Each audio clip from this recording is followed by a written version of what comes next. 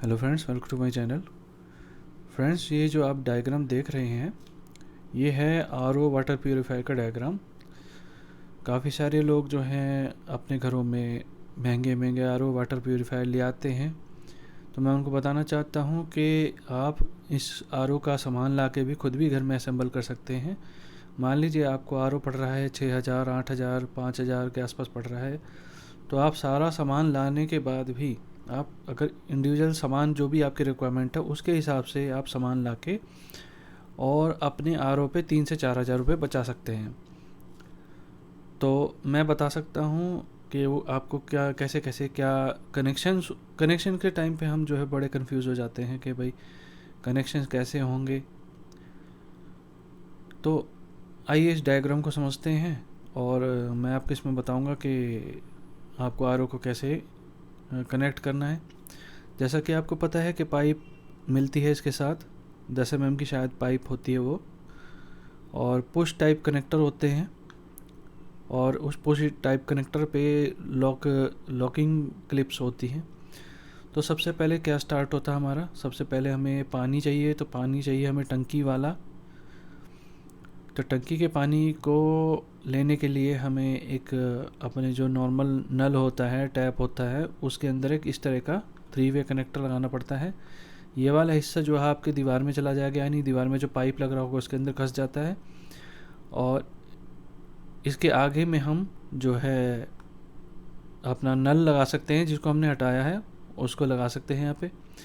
उसके बाद एक बॉल वाल्व होता है एसएस का, स्टेनलेस स्टील का, प्लास्टिक का भी हो सकता है। तो उसमें कनेक्टेड रहता है। अब यहाँ से पाइप निकल के सबसे पहले जाती है आपके प्री फिल्टर में। प्री फिल्टर में कैंडल होती है, कैम्फ्लो वगैरह की कैंडल आती है, अच्छी क्वालिटी की कैंडल भी आती है, वो लगाएं हमेशा। ये प्री फिल्टर होता है, आपने देखा होगा आरओ के बाहर एक जार लटका होता है, उसे प्री फिल्टर कहते हैं, और प्री सेडिमेंट फिल्टर भी कहते हैं। तो उसमें मेजॉरिटी की जो मिट्टी होती है, मोटी मोटी मिट्टी होती है, वो इसके अंदर रुक जाती है और जमा हो जाती है। उसके बाद वहाँ से पानी निकलता है। ये ध्यान रहे कि प्री फिल्टर में जो इन वाला पार्ट है और आउट वाला पार्ट है, इन वाले पार्ट में आपका पानी आएगा और आउट वाले से निकलेगा, ये हमेशा ध्यान रखना है। ज़्यादातर मार्किंग में दिया जाता है। अब यहाँ से पाइप निकलेगा, यहाँ से पाइप निकला और सेडिमेंट फिल्टर के अंदर वाले पार्ट में गया। अब सेडिमेंट फिल्टर कई तरह के आते हैं, जिसमें दोनों तरफ एक साइड होते हैं, और या फिर एक साइड से इन और एक साइड से आउट भी होता है। तो लो प्रेशर स्विच उसी साइड में ही लो प्रेशर स्विच भी कनेक्ट होगा। अब इस लो प्रेशर स्विच का क्या फ़ायदा होता है? लो प्रेशर स्विच का ये फ़ायदा होता है कि जब हम मान लीजिए आपके पानी के पाइप में प्रेशर नहीं है, पानी चला गया, तो उस टाइम क्या हो, मोटर घूमती रहेगी। जैसे हमने टैंक में से पानी लिया, स्विच चालू हो जाएगा, मोटर घूमने लग जाएगी, बूस्टर पंप आपका घूमने लग जाएगा। तो वो क्या होगा, हवा ले लेगा, एयर ले लेगा, एयर लेके वो सीधा आपके मेम्ब्रेन में भेज देगा। तो आरओ मेम्ब्रेन का एक ख़राब होने का सबसे मेन कारण ये भी होता है कि अगर इसके अंदर एयर चली जाए और एयर की वजह से सूख जाए, एयर की वजह से ड्राई अप हो जाता है, तो इसकी मेम्ब्रेन जो है ख़राब हो जाती है और मेम्ब्रेन फट जाती है। सूखने की वजह से क्रैक आ जाता है और मेम्ब्रेन जो है फट जाती है। तो इसलिए इसमें एयर नहीं जानी चाहिए। उस चीज़ की सेफ्टी के लिए इसमें क्या करना पड़ता है, लो प्रेशर स्विच लगाना पड़ता है, ताकि जैसे ही पानी का प्रेशर लो हो तो ये स्विच जो है सारी मशीनरी को, आपको आरओ को बंद कर दे। अब लो प्रेशर स्विच पे पूरा प्रेशर आ रहा है पानी का, तो क्या होगा, सेडिमेंट फिल्टर के अंदर से पानी होता हुआ फ़िल्टर होएगा, सेडिमेंट्स फ़िल्टर हो जाएंगे, यानी मिट्टी वगैरह फ़िल्टर हो जाएगी। उसके बाद आता है वो सोलेनोइड वाल्व पे। अब ये सोलेनोइड वाल्व क्या होता है, सोलेनोइड वाल्व जो होता है ये एक तरह का इलेक्ट्रॉनिक वाल्व होता है, जिसके अंदर 12 वोल्ट या 24 वोल्ट या 48 वोल्ट जाती है। तो ये 12 वोल्ट 24 या 48 का हो सकता है, जो कि आपका एडेप्टर से कनेक्ट होगा, एसएमपीएस से कनेक्ट होगा, इसको सप्लाई मिलती है। तो सोलेनोइड वाल्व का काम क्या होता है, जैसे ही जब ये आपके पानी के जो पीछे से आ रहा है प्रेशर है, अगर मान लीजिए सोलेनोइड वाल्व बीच में नहीं है, ये पानी के प्रेशर को रोक के रखता है, अगर ये बीच में नहीं है तो क्या होगा, पीछे से जो टंकी का प्रेशर, पानी का प्रेशर आ रहा है, मान लो 3-4 फ्लोर पर पानी है और प्रेशर आ रहा है, वो सेडिमेंट फिल्टर में से होता है, वो पंप में से, पंप बंद है पंप बंद होने के बावजूद भी वो प्रेशर की वजह से फिल्टर्स में होता हुआ, आरओ के मेम्ब्रेन्स में होता हुआ, वो आपके लास्ट में टैंक में पहुंच जाएगा और टैंक आपका धीरे धीरे धीरे करके बूंद बूंद करके भर के ओवरफ्लो होके और बिखरने लग जाएगा। तो उस चीज़ की सेफ्टी के लिए सोलेनोइड वाल्व लगाते हैं। ये आपके बूस्टर पंप से पहले लगेगा, क्योंकि बूस्टर पंप के बाद में अगर लगा दिया तो बूस्टर पंप इतना पावरफुल होता है कि सोलेनोइड वाल्व उसका पानी के प्रेशर को रोक नहीं पाएगा, और या तो फट जाएगा या पाइप फट जाएंगे, तो रोक नहीं सकता है। तो ये पहले लगता है सेडिमेंट फिल्टर का, अंदर वाले सेडिमेंट फिल्टर के बाद सोलेनोइड वाल्व लगेगा। तो क्या होता है, जैसे टंकी का पानी हमने लिया, वाल्व नीचे गया, ये स्विच फ्लोट स्विच होता है, ये एक्टिवेट हो जाएगा, ये आपके एसएमपीएस को पावर देगा। वहाँ से 12 वोल्ट या 48 वोल्ट की 24 वोल्ट की सप्लाई इसमें वाल्व में जाएगी और मोटर में जाएगी, दोनों में जाएगी। और साथ ही साथ अगर और कोई सेंसर वगैरह लग रहा है, या फिर जैसे यहाँ पे यूवी डिसइंफेक्शन कॉलम यानी यूवी की लाइट है जो, उसको भी सप्लाई जाएगी साथ ही साथ अल्ट्रावायलेट से बैक्टीरिया मारने के लिए। तो उस पर अभी मैं बताऊंगा क्या काम होता है इसका। तो अच्छा, सोलेनोइड वाल्व से पानी निकल गया, चालू हो गया, सोलेनोइड वाल्व से पानी निकला। इसमें भी इन आउट का ध्यान रखना पड़ता है। इन में आएगा जो पीछे से पानी आ रहा है, आउट में वो जाएगा जो बूस्टर पंप में जा रहा है। अब यहाँ से जो सप्लाई है वो डायरेक्ट बूस्टर पंप के अंदर आती है। अब यहाँ से जो सप्लाई आती है बूस्टर पंप के अंदर, जो सप्लाई आई, अब बूस्टर पंप क्यों लगाते हैं मैं आपको बताता हूँ। जो हमारी आरओ का जो मेम्ब्रेन होती है, उसका जो इनलेट होता है, उसके अंदर जो है बहुत बारीक, मतलब पानी को पास करने के लिए बहुत बारीक चैनल और बारीक छेद होते हैं, बहुत बारीक होते हैं। इतने बारीक होते हैं कि उसमें से बहुत मुश्किल, मतलब सिर्फ जो पानी के मॉलिक्यूल्स होते हैं, यानी पानी के जो अणु होते हैं, वो पास हो सकते हैं इसके अंदर से। ये एक तरह से फ़िल्टर होता है। तो अब ये अगर मान लीजिए अगर आराम आराम से पानी पास हो रहा है, तो बूंद अणु अणु करके, तो उसमें एटम्स करके, मतलब मॉलिक्यूल्स कर करके, तो उसमें टाइम लगेगा पानी को पास होने में। तो उसकी स्पीड बढ़ाने के लिए क्या करते हैं। और दूसरी बात, ये रिवर्स ऑस्मोसिस कहलाता है। क्या होता है कि जब हाई प्रेशर होता है तो लो प्रेशर की तरफ जाता है, पानी जो है लो प्रेशर की तरफ जाता है, और जो गंदगी है वो आपके जो आउटपुट वाली साइड है, यानी मतलब जो बाहर रिजेक्टेड वाटर वाली साइड है, वहाँ से पानी गंदगी निकलती रहती है, और थोड़ा बहुत साफ पानी, कुछ परसेंट पानी वो आरओ मेम्ब्रेन में से पास हो जाता है। तो वो आसानी से पास हो सके उसके लिए प्रेशर पंप होता है, बूस्टर पंप होता है। ये पानी के प्रेशर को बहुत ज़्यादा बढ़ा देता है ताकि आरओ की मेम्ब्रेन आपकी काम कर सके। अब बूस्टर पंप में भी इन आउट होता है। इन में जाएगा सोलेनोइड वाल्व से होता है कनेक्शन, और आउट में जाएगा, आउट में अब आएगा सबसे पहले pre activated carbon granular filter, यानी जो आपका इसमें क्या होता है, इसके अंदर कोयले का चूरा होता है, कोयले का चूरा होता है इसमें, कार्बन फिल्टर बोल देते हैं इसको, अंदर कोयले का चूरा होता है। अच्छा, इसमें जो आपका जो कार्बन होता है, कोयला होता है, वो एक बहुत अच्छा जो है आपका टॉक्सिक जो केमिकल्स होते हैं, जहरीले केमिकल्स होते हैं, ये उसको एब्जॉर्ब कर लेता है कोयले का चूरा। तब जब इसके अंदर से पानी पास होता है तो जहरीले जो पदार्थ हैं, जहरीले जो केमिकल्स हैं, वो कार्बन उसके कोयले के चूरे के अंदर, यानी कार्बन फिल्टर के अंदर जो है एब्जॉर्ब हो जाता है। अब उसके अंदर एब्जॉर्ब हो जाता है, बाकी जो पानी है वो अब चला जाएगा, 2 हिस्सों में बढ़ जाता है। अब 2 हिस्सों में ये थोड़ा सा समझने वाली चीज़ हो जाएगी। 2 हिस्सों में बढ़ जाता है, एक हिस्सा जाता है आपकी आरओ मेम्ब्रेन के इन वाली साइड में, और दूसरा हिस्सा जाता है आपके टेस्ट एनहांसर में। कुछ लोग इसको लगाते हैं, कुछ लोग इसको नहीं लगाते हैं। ये टेस्ट एनहांसर बोलते हैं, और ज़्यादातर इसको जो बोला जाता है वो बोला जाता है टीडीएस कंट्रोलर। आपने देखा होगा आरओ के अंदर एक छोटा सा एक ये वाल्व टाइप का लगा होता है, ज़रा सा छोटा सा वाल्व होता है, इसके ऊपर एक कॉपर की ब्रास की एक रिंग सी होती है, इसमें एक स्क्रू होता है। उस स्क्रू की मदद से हम इसके पानी के फ्लो को कम ज़्यादा करते हैं। ये जो है प्री एक्टिवेटेड कार्बन फिल्टर के बाद में एक तो आरओ की मेम्ब्रेन में जाएगा, और एक ये टेस्ट एनहांसर में जाएगा। अच्छा, अब यहाँ पे आप देखेंगे आरओ की मेम्ब्रेन से जो एक पानी आउट हुआ है वहाँ पे फ्लो रेस्ट्रिक्टर लगा हुआ है। ये इसको एफआर बोलते हैं। ये अलग अलग नंबर का आता है, 350, 600, 400, 800 इस तरह से आता है। ये डिपेंड करता है कि आपकी आरओ की मेम्ब्रेन कौन सी है और आपका बूस्टर पंप कौन सा है, उसी हिसाब से एफआर लगाना पड़ता है हमें। तो और साथ ही साथ पीछे से प्रेशर कितना है, टंकी का प्रेशर कितना है, हाई प्रेशर कितना है, उसके हिसाब से भी एफआर लगाना पड़ता है। तो आरओ की मेम्ब्रेन में से जो पानी निकलता है, अब यहाँ से बूस्टर पंप चल रहा है, यहाँ से क्या है, यहाँ से पानी घुसा।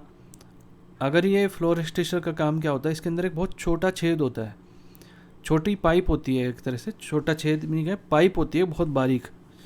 उस बारीक पाइप में से बहुत धीरे धीरे पानी पास हो सकता है। पाइप बारीक होगी तो उसके अंदर पानी आराम से पास होएगा, धीरे धीरे पास होएगा। अब यहाँ पे क्या है, यहाँ पे प्रेशर ज़्यादा है, इस साइड में प्रेशर बना हुआ है बूस्टर पंप की वजह से, बहुत हाई प्रेशर बना हुआ है। अगर ये ना हो तो सारा पानी यहाँ से होते हुए निकल के बाहर गिर जाएगा, कोई और फिल्टर हमारा काम नहीं करेगा, यहाँ से प्योर वाटर हमें, साफ़ पानी हमें नहीं मिलेगा। क्योंकि एफआर क्या करता है कि एक पॉजिटिव प्रेशर बना के रखता है, यानी यहाँ पे अब जगह कम है, एक बारीक ट्यूब होती है, कैपिलरी बोलते हैं उसको, बारीक पाइप होती है, यहाँ पे बड़ा पाइप है, मोटा पाइप लग रहे हैं यहाँ पे, और बीच में एक पतला सा पाइप होता है ताकि यहाँ पे प्रेशर बना रहे। तो इसके पीछे आरओ के मेम्ब्रेन के पीछे अंदर प्रेशर बना रहता है काफ़ी ज़्यादा। आरओ की मेम्ब्रेन के अंदर जो प्रेशर बनता है, प्रेशर की वजह से, दोनों तरफ प्रेशर होने की वजह से अब गंदा पानी भी हमें निकालना है और साफ़ पानी भी। अब कुछ लोग सोचेंगे कि भाई जो साफ़ हम यहाँ से पानी डालेंगे और यहाँ से साफ़ पानी बाहर आ जाएगा, तो इसको निकालने की क्या ज़रूरत है, फ़िल्टर का काम तो ये करेगा। पर जैसे मैं आपको बताऊँ कि इसमें जो रिवर्स ऑस्मोसिस की वजह से जो साफ़ पानी पास हो जाता है, गंदा पानी सारा यहाँ से रिजेक्ट हो जाता है, निकल जाता है। तो यहाँ से रिजेक्ट वाली साइड में प्रेशर कम होता है, इसलिए सारा पानी यहाँ बाहर निकल के भाग जाएगा, इसलिए एफआर लगाते हैं। यहाँ से पानी घुसा, प्रेशर बना हुआ है एफआर की वजह से, अब यहाँ पे हाई प्रेशर है, यहाँ पे लो प्रेशर है, यहाँ पे पानी पास हो जाएगा, कुछ परसेंट पानी पास हो जाएगा, बाकी जो है एफआर से होते हुए बाहर निकलता रहता है। इस चीज़ में मैं आपको बताना चाहता हूँ, कुछ लोग कहते हैं कि हमारे जो रिजेक्टेड वाटर वाला पाइप है उसमें बहुत गंदा पानी निकलता है, सफ़ेद सफ़ेद पानी निकलता है। मैं बताना चाहूँगा वो गंदा पानी नहीं होता, मतलब सफ़ेद सफ़ेद जो निकलता है वो कोई केमिकल नहीं होता, वो गंदा पानी नहीं होता। जो कैपिलरी ट्यूब होती है, इसके अंदर कैपिलरी ट्यूब जो होती है, उसके अंदर से जो हाई प्रेशर होने की वजह से जब उसके अंदर से हाई स्पीड से जो पानी निकलता है ना, तो उससे बन जाते हैं पानी के झाग, और बहुत बारीक झाग होते हैं। वो पानी के झाग जो इसमें से आके बाहर निकलते हैं, वो पानी के झाग होते हैं, जो सफ़ेद सफ़ेद पानी बाहर निकल रहा होता है। वो उसका आप पता लगा सकते हैं, उसको एक कांच के गिलास में डालें, जो निकलता हुआ पानी उसको कांच के गिलास में डालेंगे, थोड़ी देर बाद वो साफ़ हो जाएगा, क्योंकि वो झाग होते हैं, बुलबुले होते हैं, उसकी वजह से झाग दिखता है हमें। तो आरओ के मेम्ब्रेन से साफ़ पानी निकला और उसके बाद यूवी वाले साइड में चला गया, यूवी डिसइंफेक्शन कॉलम में।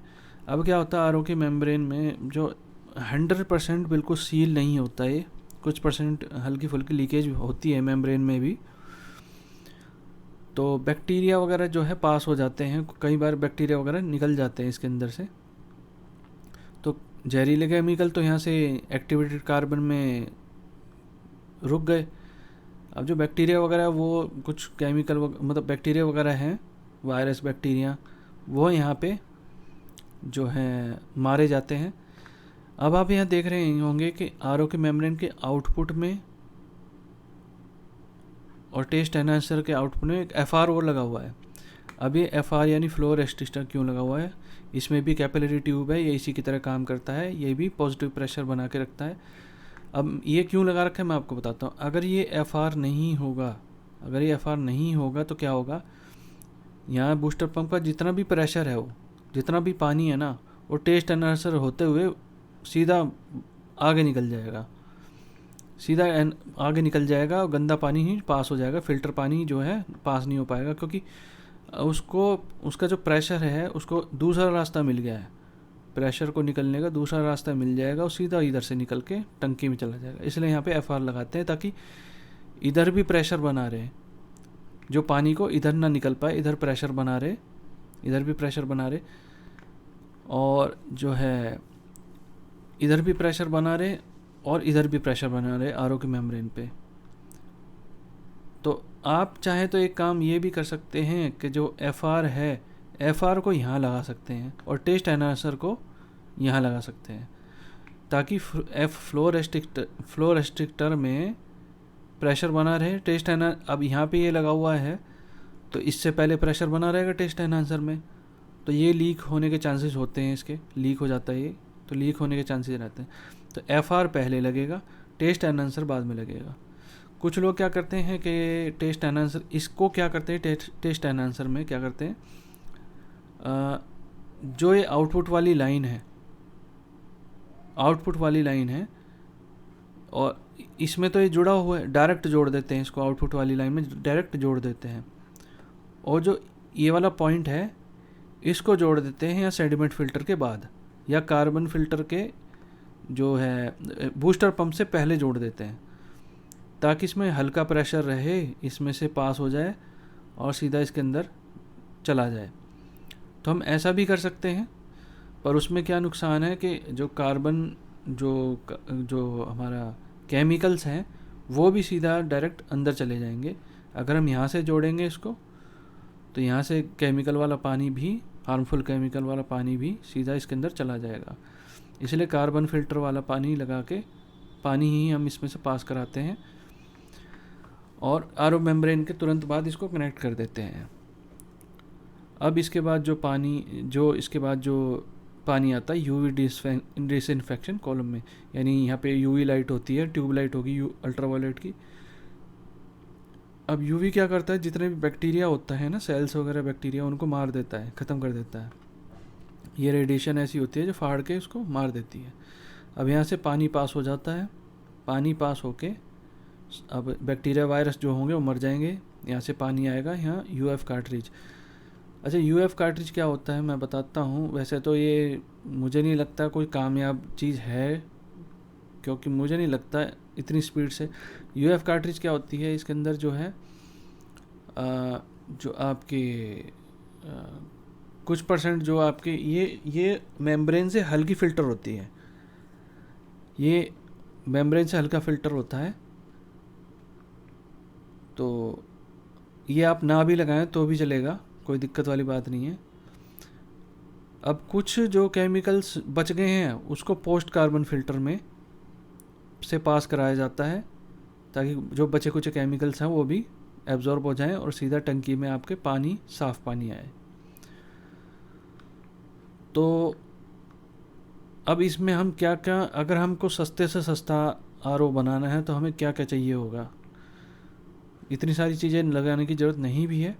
आप नॉर्मल सबसे पहले चाहिए होगा 3-वे connector, pre filter, sediment filter अगर आप लगाएंगे तो बहुत अच्छा होगा, क्योंकि इसके फ़िल्टर से निकला हुआ जो बारीक और भी बारीक कण हैं वो इसमें फ़िल्टर हो जाते हैं, जिससे आपकी RO की मेम्ब्रेन की लाइफ बढ़ती है। सोलेनोइड वायर आपको चाहिए, लो प्रेशर स्विच भी आपको चाहिए, उसके आप बूस्टर पंप तो सबसे ज़रूरी है, ये तो चाहिए। अब आप प्री कार्बन ग्रैनुअल फ़िल्टर जो है आप ना भी लगाएंगे तो आपका काम बन जाएगा। टेस्ट एनहांसर आप हटा देंगे तो भी काम चल जाएगा, इसकी भी ज़रूरत नहीं है, ये टी की भी ज़रूरत नहीं है। RO बूस्टर पंप से निकला हुआ पानी आप RO मेम्ब्रेन में डाल सकते हैं। हालांकि कुछ लोग कहेंगे कि हाँ ये एक्टिवेटेड कार्बन होना चाहिए, उसका रीज़न मैं बता देता हूँ ये क्यों होता है। क्या होता है कि जो भी कुछ तरह के हैवी मेटल्स वगैरह केमिकल होते हैं, हैवी मेटल्स होते हैं, वो हमारी RO की मेम्ब्रेन को डैमेज कर देते हैं, किसी एरिया में RO की मेम्ब्रेन के डैमेज कर देते हैं। तो उस केस में प्री एक्टिवेटेड कार्बन फिल्टर हमें लगाना पड़ता है। पर मैंने देखा है कि इसको लगाने के बाद एक नुकसान ये होता है कि जो इसके अंदर जो कार्बन का चूरा होता है, यानी कोयले का चूरा और इस तरह का होता है पाउडर, वो धीरे धीरे करके आपके मेम्ब्रेन में जमा होता चला जाता है। आप कभी इस तरह का अगर कार्बन फिल्टर लगा हुआ है और आप मेम्ब्रेन को फाड़ के देखेंगे, काट के देखेंगे, तो उसके अंदर आपको इसका काला काला कार्बन नज़र आएगा। तो उस चीज़ से बचाने के लिए भी और थोड़े से सेफ्टी पर्पज़ के लिए भी आपको क्या करना पड़ता है, जब आप प्री एक्टिवेटेड कार्बन ये लगाते हैं तो इन सब चीज़ को चालू करने के बाद इसको आर ओ मेम्ब्रेन से ना कनेक्ट करें, यहाँ पे पाइप लगा के एक ड्रेन में डाल दें और इस पे कुछ हल्का पेंचकस वगैरह से हल्का टैप करते रहें, हल्का हल्का मारते रहें इस पर। तो क्या होगा, जो हल्के बारीक कण होंगे वो आपके बाहर निकलते रहेंगे, देखेंगे आप काला काला पानी निकलता जा रहा है, निकलता जा रहा है। तो निकलने दें उसको, काफ़ी देर तक उसको मारते रहें, निकलने दें। जब वो हल्का हो जाएगा, पानी जो है उसमें से निकलना, हल्का काला पानी निकलना बंद हो जाएगा, कम हो जाएगा, उसके बाद आपको इसको आर के मेम्ब्रेन से जोड़ना है, नहीं तो इसका सारा चूरा जो है उसके मेम्ब्रेन में भर जाएगा और मेम्ब्रेन ख़राब हो जाएगी। तो इसलिए इस चीज़ को ना भी लगाएं तो कोई दिक्कत वाली बात नहीं है। आर की मेम्ब्रेन के बारे में बताना चाहता हूँ। आर की मेम्ब्रेन आप सस्ती से सस्ती भी अगर यूज़ करेंगे तो कोई प्रॉब्लम नहीं है, महंगी के चक्कर में ना रहे। आर की मेम्ब्रेन सस्ती भी बहुत अच्छी चलती है। अगर आपका पानी जो है कम खा रहा है तो आप सस्ती मेम्ब्रेन भी आपकी आराम से चलती है। आर की मेम्ब्रेन 300-400 रुपये की बड़े आराम से मिल जाती है सस्ती वाली, और वो अच्छी चलती है, ऐसी कोई दिक्कत वाली बात नहीं है। ये आपको मेम्ब्रेन की हाउसिंग मेम्ब्रेन चाहिए, ये FR चाहिए, फ्लो रेस्ट्रिक्टर चाहिए आपको, ये भी आपको चाहिए, ये यहाँ लगाना पड़ेगा। इसकी ज़रूरत नहीं है, इसकी ज़रूरत नहीं है। ये UV वाला कॉलम की भी आपको कोई ज़रूरत नहीं है, अगर आप पैसे ज़्यादा से ज़्यादा पैसे बचाना चाहते हो तो इसकी ज़रूरत नहीं है। UF कार्ट्रिज की ज़रूरत नहीं है, पोस्ट कार्बन फिल्टर की ज़रूरत नहीं है। एक फ्लोट वाल और फ्लोट स्विच लगा होता है उसके अंदर, फ्लोट सेट होता है पूरा। एक ये आपको चाहिए होगा, टैंक चाहिए होगा, उसका नल चाहिए होगा। तो ये सारी चीज़ों में से एक ये मेम्ब्रेन, हाउसिंग, फ्लो रिस्ट्रिक्टर और टैंक और स्विच वगैरह ये चाहिए आपको, अगर आप सस्ते में काम करना चाहते हैं। तो फ्रेंड्स, मुझे उम्मीद है आपको पसंद आई होगी वीडियो और आपको समझ में आया होगा कि मान लीजिए गलती से कई बार जो है कुछ लोग वीडियो देख के या कैसे भी देख के, मतलब अपना जो RO है उसको साफ़ सफाई करने के चक्कर में उसको खोल देते हैं, बाद में वो गलत जोड़ देते हैं, जिसकी वजह से पानी जो है खारा आने लगता है, पानी गलत आने लगता है, हमारा पाइप वगैरह कैसे जोड़ने वो समझ नहीं आते। तो उनके लिए सिंपल सा डायग्राम है, मैंने आपको समझाया है, तो उसी डायग्राम के हिसाब से आप अपने उसको कनेक्ट कर सकते हैं। तो फ्रेंड्स, इस वीडियो को देखने के लिए धन्यवाद।